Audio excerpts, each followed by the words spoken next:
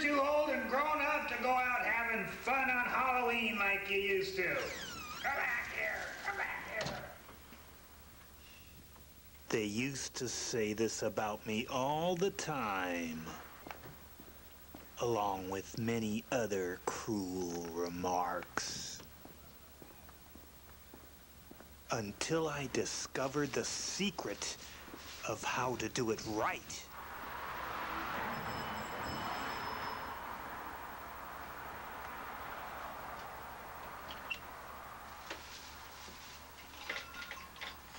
Well now, look at this. Aren't you rather a big boy to be out trick-or-treating, Sonny?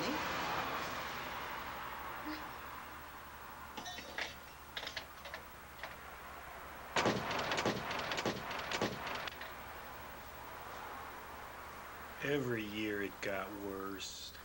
By the time I was 37, I could no longer abide their sneers and jibes. Which is when I hit on my great idea, or method. You can do it too. First of all, use your doll's tea set, along with your doll's tables and chairs to create a festive little party area in your living room. Then put jolly jack-o'-lanterns in your front window and all around the front room. You'll find that a few well-placed jack-o'-lanterns provide a good rosy glow, plus plenty of delightfully spooky shadows.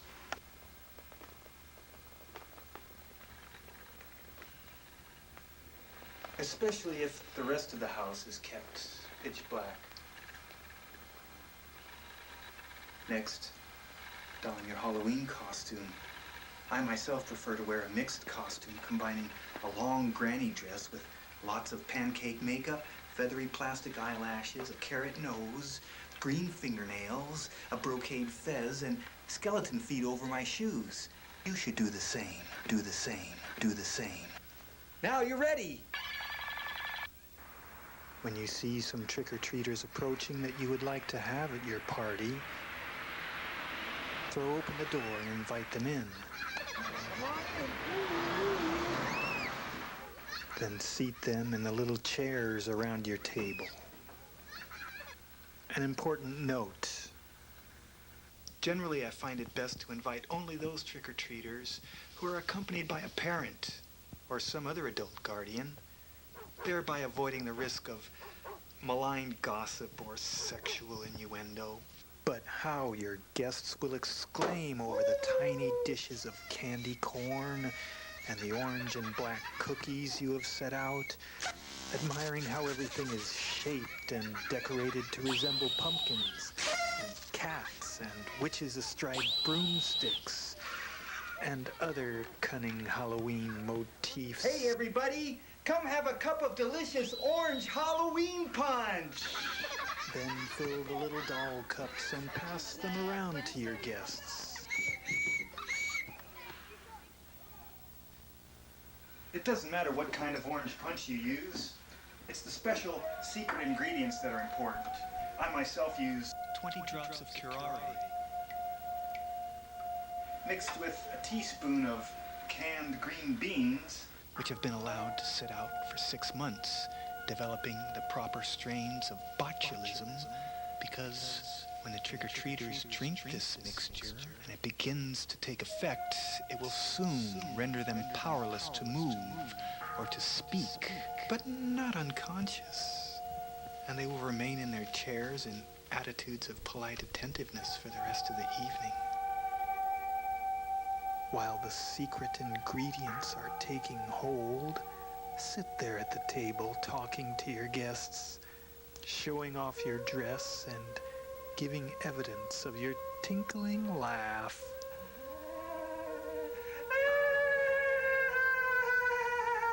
Oh,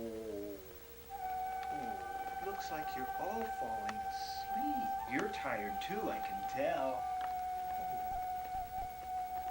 When your party guests are transfixed and in a state of perfect hypnotic receptiveness to your every suggestion,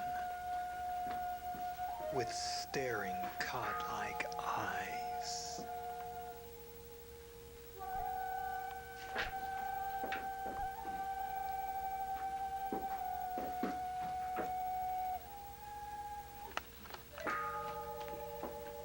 show your dolls around the table and introduce each one by name. And then Aren't they nice? give each guest a doll to hold, or at least to balance on his or her lap. Here, little girl in the cute witch's costume, I'm going to let you hold Princess Susan. She's a beautiful Hungarian wedding doll. Her head and cheeks still bear the many 3- and 4-inch scars from where she was flung repeatedly against the wall by her previous owner, Mr. Bruno Hauptmann. Here you go. And your mommy gets to hold Tiny Ann, the peg doll. She's a real antique. But her head and her little dress were lost in the big South Chicago orphanage fire back in 1906. And you, my little man in the fine goblin costume, you may hold this funny, smiling clown doll. His name is Ronnie. And you can see, I think, where many years ago this mean old chow dog named Ronnie chewed off both his arms. By now, your guests are starting to slump and nod a bit. Time for the treat of the evening. A rousing, old-fashioned Halloween story, and you have selected a fine one. It used to be, whenever I tried to tell this story, people would interrupt or refuse to listen or shove and punch me so I fell to the ground. I can't imagine why, except they were nothing but a pack of rude, inconsiderate poops, I imagine. And as you look around the table at your guests and notice with satisfaction how quiet and attentive they are... Ah, but how nice it is these days to have such a polite and eager audience. Then, dramatically, you announce the name of the story you have chosen. Sir Laurence Olivier and the Drunkard Hate. My very favorite story, and I hope yours too. And yours and yours. Thus, you begin the story. And this makes the perfect ending for the kind of Halloween you have always dreamed might someday be. Sir Laurence Olivier and the Drunkard Hate. Well, one night, a number of years ago, Sir Laurence Olivier was giving the greatest performance of his career in the role of Hamlet. He was performing before a packed house at the London Palladium. He had just reached the part in Act 5 where Hamlet delivers those famous lines, "That skull had a tongue in it and could sing once." Suddenly, from the very top row of the second balcony, this obnoxious drunkard Haint stood up and shouted, "I say, Olivier, sing Melancholy Baby!" It was a dreadfully rude interruption, of course, but Olivier managed to maintain his composure and continued on with what was undoubtedly the most stellar performance of his career. A little later, when he reached the lines, "Sir, his definement suffers no perdition in you," it happened again. "I say, Olivier, sing Melancholy Baby!" This time, for perhaps a split second, Olivier paused. But with iron control and a fierce concentration of will, he managed to control himself, and the performance went on. Although, as you might imagine, there was a good deal of angry muttering, rumbles from the audience of, "Throw that drunkard Haint out!" Nevertheless, the play continued to build to its tragic and exciting climax, with Olivier continuing to give what was clearly the performance of his life. Then, just as he was about to choose a sword for Hamlet's duel, about to utter the words, "This likes me well," it happened again. "I say, Olivier, sing Melancholy Baby!"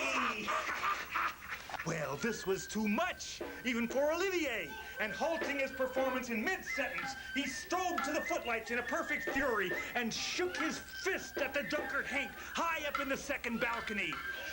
You up there! I don't know Melancholy Baby!